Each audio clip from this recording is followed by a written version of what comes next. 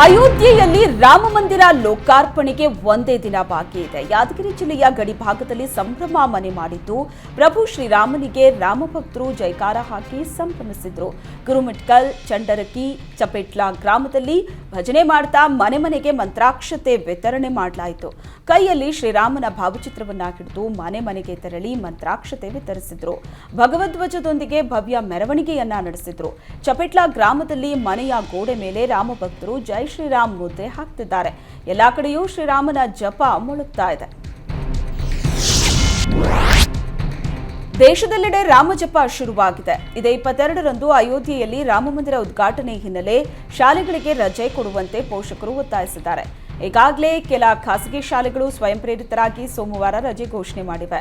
ರುಪ್ಸಾ ಒಕ್ಕೂಟ ಕೂಡ ರಜೆ ಘೋಷಣೆ ಮಾಡುವಂತೆ ಸರ್ಕಾರಕ್ಕೆ ಮನವಿ ಮಾಡಿದೆ. ನಾವು ಸ್ವಯಂ ಪ್ರೇರಿತರಾಗಿ ಸೋಮವಾರ ಶಾಲೆಗಳಿಗೆ ರಜೆ ಕೊಟ್ಟಿದ್ದೀವಿ, ಸರ್ಕಾರಕ್ಕೂ ಶಾಲೆಗಳಿಗೆ ರಜೆ ಘೋಷಣೆ ಮಾಡುವಂತೆ ಮನವಿ ಮಾಡಿದ್ದೀವಿ ಅಂತ ಖಾಸಗಿ ಶಾಲೆಗಳ ಒಕ್ಕೂಟ ರುಪ್ಸಾ ಅಧ್ಯಕ್ಷ ಲೋಕೇಶ್ ತಾಳಿಕಟ್ಟೆ ಹೇಳಿದರು.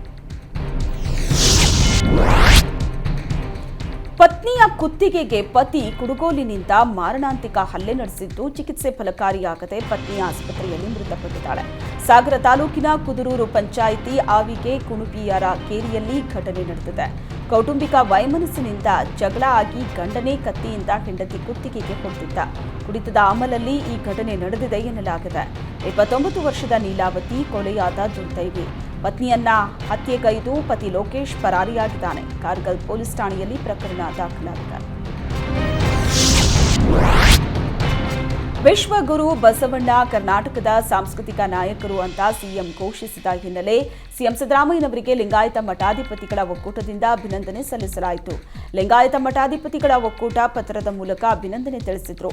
ಶಿವಮೊಗ್ಗದ ಹಳೆಯ ಜೈಲು ಮೈದಾನಕ್ಕೆ ಅಲಮಪ್ರಭು ಹೆಸರು ನಾಮಕರಣ ಹಾಗೂ ಬೆಳಗಾವಿ ಜಿಲ್ಲೆಯ ಕಿತ್ತೂರು ತಾಲೂಕನ್ನ ಚೆನ್ನಮ್ಮನ ಕಿತ್ತೂರು ಅಂತ ಮರುನಾಮಕರಣ ಮಾಡಿದ್ದಕ್ಕೆ ಲಿಂಗಾಯತ ಮಠಾಧಿಪತಿಗಳ ಒಕ್ಕೂಟ ಧನ್ಯವಾದವನ್ನ ತಿಳಿಸಿದ್ರು.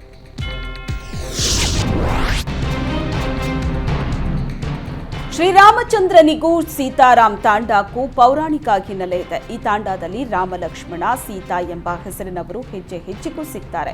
ಈ ತಾಂಡದಲ್ಲಿ ರಾಮ ಅಂದ್ರೆ ಸಾಕು 10 ಜನ ತಿರುಗಿ ನೋಡ್ತಾರೆ. ಲಕ್ಷ್ಮಣ, ಸೀತಾ ಅಂದ್ರೆ ಕೂಡ ಏನಯ್ಯ ಅಂತ ಮಾತನಾಡಿಸೋರಿದ್ದಾರೆ. ಸಣ್ಣ ಗ್ರಾಮದಲ್ಲಿ ರಾಮ, ಲಕ್ಷ್ಮಣ, ಸೀತಾ, ಹನುಮನ ಹೆಸರಿನವರು 100 ಜನರಿದ್ದಾರೆ. ಇಲ್ಲಿಯೇ ಪ್ರಭು ಶ್ರೀರಾಮಚಂದ್ರ ಚಾತುರ್ಮಾಸ ಕಳೆದಿದ್ದ. ಮಾಲ್ಯವಂತ ರಘುನಾಥ ದೇವಾಲಯಕ್ಕೆ ಹಾಗೂ ಸೀತಾರಾಮ ತಾಂಡಕ್ಕೆ ಸಂಬಂಧವಿದ್ದು ಸೀತಾರಾಮ ತಾಂಡದವರು ಹೋದ ಮೇಲೆಯೇ ಮಾಲ್ಯವಂತ ರಘುನಾಥ ದೇವಾಲಯದ ರಥೋತ್ಸವ ನಡೀತಾ ಇತ್ತು. ಪೊಲೀಸ್ ಠಾಣೆ ಹಾಗೂ ಡಿವೈಎಸ್ಪಿ ಕಚೇರಿ ಗೇಟ್ಗೆ ಮುಳ್ಳುಬೇಲಿ ಹಚ್ಚಿ ರೈತರು ಪ್ರತಿಭಟನೆ ನಡೆಸಿದರು. ಪೊಲೀಸರ ರೈತ ವಿರೋಧಿ ನಡೆ ಖಂಡಿಸಿ ಅನ್ನದಾತರು ಪ್ರತಿಭಟನೆ ನಡೆಸಿದ್ದಾರೆ. ಯಾದಗಿರಿ ಜಿಲ್ಲೆಯ ಸುರಪುರ ಪೊಲೀಸ್ ಠಾಣೆ ಡಿವೈಎಸ್ಪಿ ಕಚೇರಿ ಗೇಟ್ಗೆ ಮುಳ್ಳುಬೇಲಿ ಜಡಿದು ಪ್ರತಿಭಟನೆ ನಡೆಸಲಾಯಿತು. ಕಬ್ಬು ಕಟಾವು ಮಾಡುವುದಕ್ಕೆ ರಕ್ಷಣೆ ನೀಡುವಂತೆ ಒತ್ತಾಯಿಸಿ ರೈತರು ಕೊಡೇಕಲ್ ಠಾಣೆ ಎದುರು 1 ತಿಂಗಳಿಂದ ಪ್ರತಿಭಟನೆ ನಡೆಸ್ತಾ ಇದ್ರು. ಬೈಲಕುಂಟಿ ಗ್ರಾಮದ ಪರಶುರಾಮ್ ಎಂಬ ರೈತ ತನ್ನ ಜಮೀನಿನಲ್ಲಿ ಬೆಳೆದಂತ ಕಬ್ಬು ಕಟಾವಿಗೆ ಹೋದ ಸಂದರ್ಭದಲ್ಲಿ ಪ್ರಭಾವಿ ವ್ಯಕ್ತಿಗಳು ಅಡ್ಡಿಪಡಿಸಿ ಬೆದರಿಕೆ ಹಾಕಿದ್ರು. ಪ್ರಭಾವಿ ವ್ಯಕ್ತಿಗಳ ಮೇಲೆ ಕ್ರಮ ತೆಗೆದುಕೊಂಡು ಕಬ್ಬು ಕಟಾವು ಮಾಡೋದಕ್ಕೆ ರೈತ ಪರಶುರಾಮ್ ಪೊಲೀಸರ ರಕ್ಷಣೆ ಕೋರಿದ್ದ. ರೈತನ ಮನವಿಗೆ ಸ್ಪಂದಿಸಿದ ಹಿನ್ನೆಲೆ ಕೊಡೇಕಲ್ ಠಾಣೆ ಎದುರು ರೈತ ಕುಟುಂಬ ಪ್ರತಿಭಟನಾ ಧರಣಿ ನಡೆಸಿದ್ರು. ರೈತ ಕುಟುಂಬಕ್ಕೆ ದಲಿತ ಸಂಘಟನೆಯ ಕಾರ್ಯಕರ್ತರು ಸಾಥ್ ನೀಡಿದರು. ರಾಮ ಮಂದಿರ ಉದ್ಘಾಟನೆಯ ದಿನ ರಜೆ ಹಾಕಿದ್ರೆ 1,000 ರೂಪಾಯಿ ದಂಡ ವಿಧಿಸೋದಾಗಿ ಶಾಲೆಯ ಆಡಳಿತ ಮಂಡಳಿಯ ಪ್ರಾಂಶುಪಾಲರು ವಾರ್ನ್ ಮಾಡಿದ್ದಾರೆ. ಚಿಕ್ಕಮಗಳೂರು ನಗರದ ಸೇಂಟ್ ಜೋಸೆಫ್ ಖಾಸಗಿ ಶಾಲೆಯಲ್ಲಿ ಘಟನೆ ನಡೆದಿದೆ. 3-4 ದಿನ ರಜೆ ಇದ್ದಾಗ ಮಕ್ಕಳಿಗೆ ಕರೆದು ಹೇಳ್ತೀವಿ, 3-4 ದಿನ ರಜೆ ಸಿಕ್ಕರೆ ಊರಿಗೆ ಹೋಗ್ತಾರೆ, ಬರೋದು ಲೇಟ್ ಆಗುತ್ತೆ, ಕ್ಲಾಸ್ ಮಿಸ್ ಆಗೋದು ಬೇಡ ಅಂತ ಮಕ್ಕಳಿಗೆ ಎಚ್ಚರಿಕೆ ನೀಡ್ತೀನಿ. ಹಾಗಾಗಿ ಮಕ್ಕಳಿಗೆ ಭಯ ಇರಲಿ ಅಂತ ಎಚ್ಚರಿಕೆ ನೀಡಿದ್ದೇನೆ. ಆದರೆ ರಾಮ ಮಂದಿರಕ್ಕೂ ಮಕ್ಕಳಿಗೆ ಎಚ್ಚರಿಕೆ ನೀಡಿದ್ದಕ್ಕೂ ಯಾವುದೇ ಸಂಬಂಧ ಇಲ್ಲ. ನಾನು ಧಾರ್ಮಿಕ ವ್ಯಕ್ತಿ, ಎಲ್ಲರನ್ನ ನಾನು ಸಮಾನವಾಗಿ ನೋಡ್ತೀನಿ. ಮಕ್ಕಳು ಶಾಲೆಗೆ ಬರದೇ ಇದ್ರೆ ದಂಡ ಹಾಕ್ತೀನಿ ಅಂತ ಹೇಳಿಲ್ಲ. ಪ್ರತಿ ಬಾರಿ ಹೇಳೋ ರೀತಿಯೇ ಹೇಳಿದ್ದೇನೆ, ರಾಮ ಮಂದಿರಕ್ಕಾಗಿ ಹೇಳಿಲ್ಲ ಅಂತ ಸೇಂಟ್ ಜೋಸೆಫ್ ಶಾಲೆಯ ಪ್ರಾಂಶುಪಾಲೆ ಜೀನ್ ಸ್ಪಷ್ಟನೆ ನೀಡಿದ್ದಾರೆ.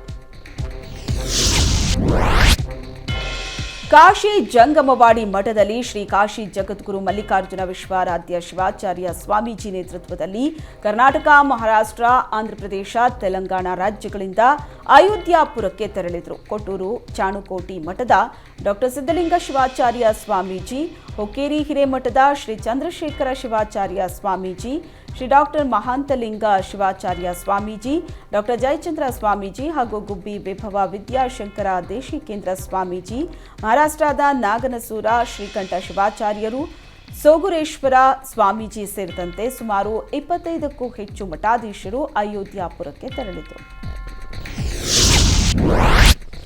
ನಾಳೆ ಅಯೋಧ್ಯೆಯಲ್ಲಿ ಪ್ರಭು ಶ್ರೀರಾಮ ಮಂದಿರ ಲೋಕಾರ್ಪಣೆಯಾಗಲಿದೆ. ಈ ಐತಿಹಾಸಿಕ ಕ್ಷಣಕ್ಕೆ ಇಡೀ ಜಗತ್ತು ಕಾತರದಿಂದ ಕಾಯ್ತಾ ಇದ್ದು, ಸಂಘ ಪರಿವಾರದಿಂದ ನಾಳೆ ಇಡೀ ದಿನ ವಿಶೇಷ ಕಾರ್ಯಕ್ರಮ ಹಮ್ಮಿಕೊಂಡಿದೆ.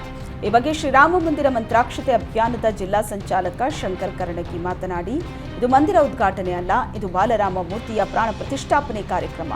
ಸೋಮವಾರ ಇಡೀ ದಿನ ಎಲ್ಲ ಗ್ರಾಮದ ಮಂದಿರಗಳ ಸ್ವಚ್ಛತೆ, ಪೂಜೆ ಹಾಗೂ ಭಜನೆ ನಡೆಯಲಿದೆ. ಮಧ್ಯಾಹ್ನದ ನಂತರ ಶ್ರೀರಾಮ ಮಂದಿರದ ಲೈವ್ ಕಾರ್ಯಕ್ರಮ ಇರುತ್ತೆ. ಸಂಜೆ ವೇಳೆ ಪ್ರತಿ ಮನೆಗಳಲ್ಲೂ ದೀಪೋತ್ಸವ ಕಾರ್ಯಕ್ರಮ ನಡೆಯಲಿದೆ. 500 ವರ್ಷಗಳ ನಂತರ ಮತ್ತೆ ಶ್ರೀರಾಮ ಅಯೋಧ್ಯೆಯಲ್ಲಿ ಪ್ರತಿಷ್ಠಾಪನೆ ಆಗ್ತಿದ್ದಾನೆ ಅಂದರು.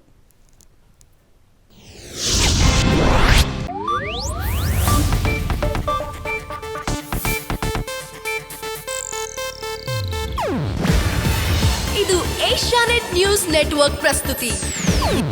ನೀವು ನೋಡ್ತಿದ್ದೀರಾ ಏಷ್ಯಾನೆಟ್ ಸುವರ್ಣ ನ್ಯೂಸ್.